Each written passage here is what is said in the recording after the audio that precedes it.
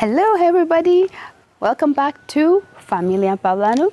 I'm the one and only Anu, and on today's segment, as promised in previous videos, I will be sharing with you my midwife's Tote. So the countdown for baby has begun. So let me take you along and show you what I have for prenatal care, birth. It's going to be a home birth here in the Pearl of Africa, in our home here, as well as baby care and postpartum care. So let's begin. Mama Africa, your children are home.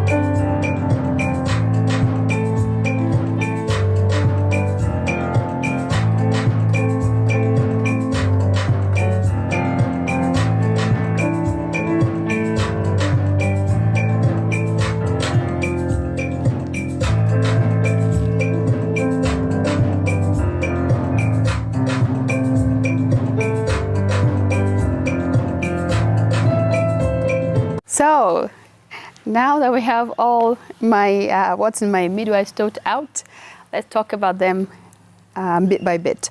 So first things first, let's talk about prenatal care. For my prenatal care, I do my own prenatal care.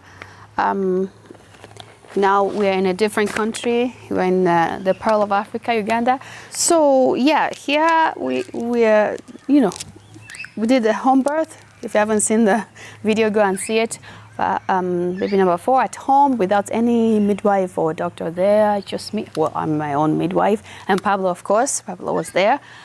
But, it was a process to get the birth certificate. So this time I know what is required. So I'm gearing up for it and I'm ready. So for prenatal care, let's see. So I do my own prenatal care. So the first prenatal care is what I eat. That is the best, and that's the biggest prenatal care I can give for me and this baby to be healthy. So eat plant-based food without the oil, salt, and all that sugar and processed stuff. I have a paper. It's ACOG antepartum record form.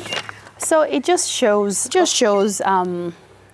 the progress, fetal heart rate. You check your blood pressure. Do you have any edema? What is your weight gain? And things like that, which all these come in handy with this. Check my blood pressure with that. Elena, I check the fundal height with this. I just check how big your belly is going with this. If you've been to the prenatal care, they've done this for you. It's in his hands measuring tape that I got from there. And I got this one. It's to check your urinalysis to make sure it's all good. I have this one as well. And of course, now let me show you. So you just pee in one of these sticks and it will tell you if the readings is all clear or there is something wrong with your kidneys or with the urine. So you know to watch out. Now this is a Doppler, Ellen. This is a Doppler for the fetal heart rate, and this is a Doppler ultrasound gel. So I have those. Now for the birth. The birth things I'll need for the birth is all over here. Now first things first, how about to make a labor come? if I ever go, what do you call it? Go, what's the word? Over due date too long, I am going to try to do midwife's brew, which is this tea verbena. It's the lemon verbena. What is the castor oil, as well as maybe puree of fresh fruit, as well as maybe almond or ground peanut butter. So that's that. I'm gearing up for that. I did it last time. Maybe I won't need this time. Who knows? And then when the birth comes, so To cut the umbilical cord, we have all that, the umbilical cord scissors to check the baby's height and measure the baby. We have this. Now to check the baby's weight, we have the sling weight, which is over here. This is the first time I'm using this. I've seen many midwives use it, and I figured, this one's so much easier to use than the one we had before. And then we have the cloth as well. So you put the baby in there, and then you measure how how big the baby is. Looking forward to using that this time around. So let me put this back. So what's next? So you check the baby's weight. Now all of these things that we're checking, we have to record it. All of them have to be recorded in a paperwork. Pablo did an excellent job last time. We recorded everything. We were both measuring and we're both recording.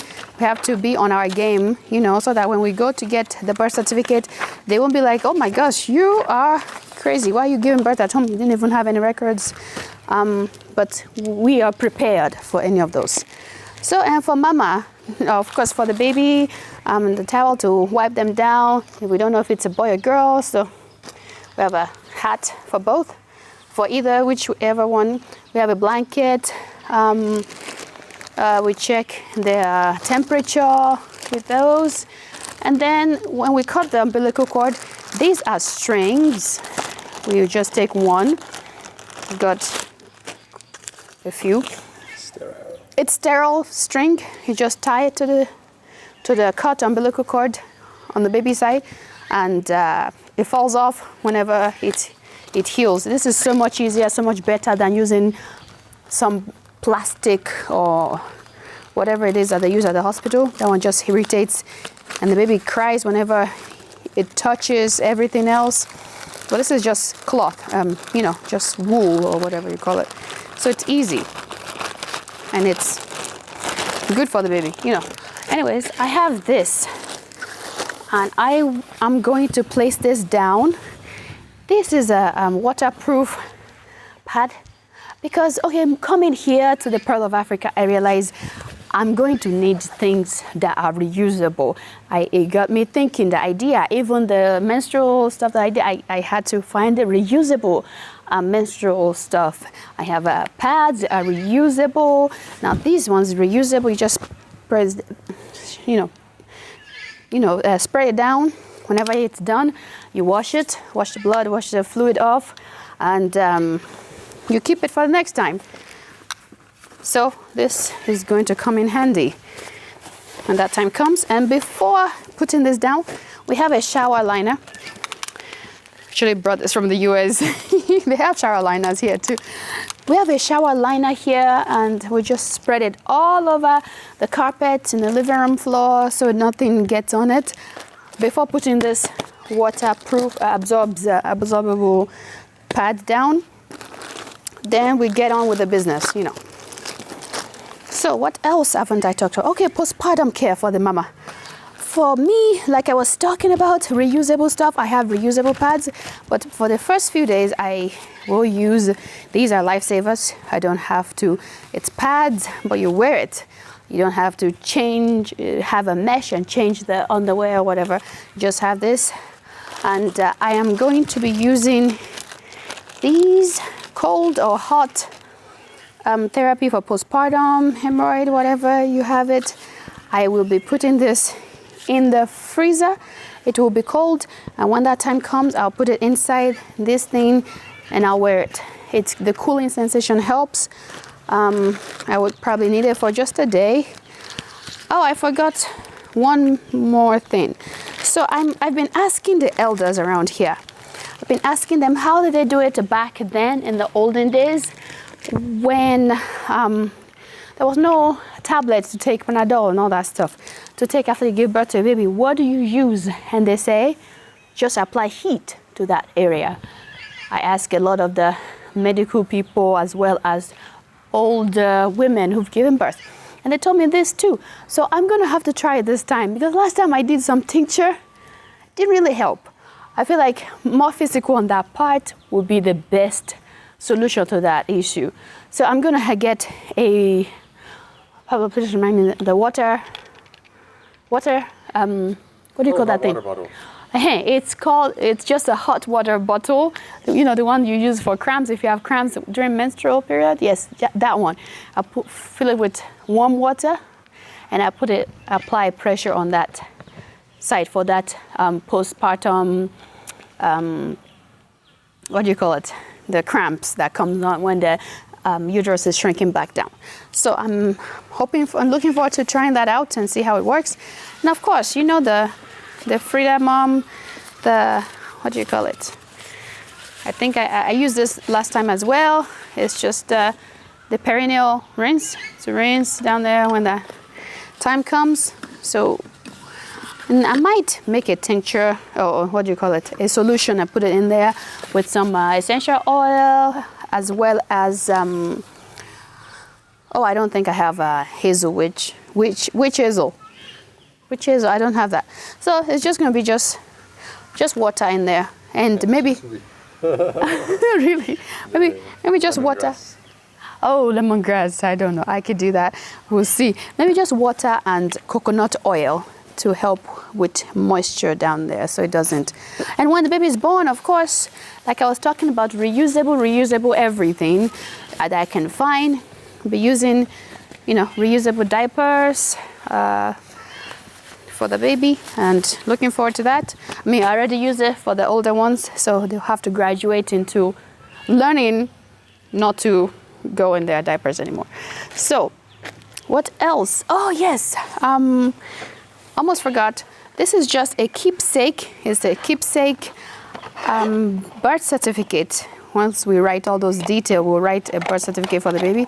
We'll put their foot here and the other foot there, and we will give them, the baby, one of these birth certificates. All of these, most of these were gotten from in his hands. What do they call them? Okay, yeah, sorry about, I think the nice warm January sun was right on us and actually froze my camera here, and because it was a little too hot. So it kind of froze right there. So what I was saying earlier was that, we give them a keepsake birth certificate, and and that's actually it. So that's the end of my what's in my tote, in my birthing tote, midwife tote. Thank you guys for watching this video. Watch my birth stories, pregnancies and births. There's a playlist there. Recommend us to your friends, to your enemies, anybody, everybody. Yes, share, like, subscribe, and please don't skip the ads. Appreciate it. We're looking forward to welcoming this little baby very, very soon. And follow our adventure in the Pearl of Africa. Follow our videos and all that. Thank you so much. We appreciate you. You can live vicariously through us here in the nice January warm weather. The same weather all year round. Beautiful, beautiful, sunny Pearl of Africa. Just watch our video. Feel the warmth come to you through the screen. We'll share more videos. But until next time, bye. Whatever.